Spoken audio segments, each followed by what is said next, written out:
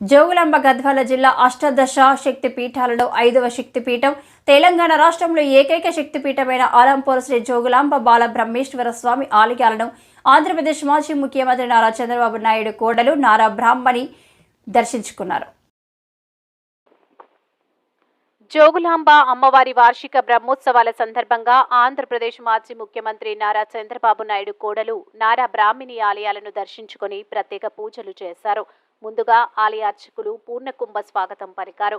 బాల బ్రహ్మేశ్వర స్వామి వారిని దర్శించుకుని అభిషేకాలు నిర్వహించారు. అనంతరం అమ్మవారి ఆలయాన్ని దర్శించుకుని కుంకుమార్చన నిర్వహించారు. ఆలయ అర్చకులు ఆలయ విశిష్టతను వివరించి తీర్థ ప్రసాదాలు అందజేసి వేద ఆశీర్వచనం అందించారు.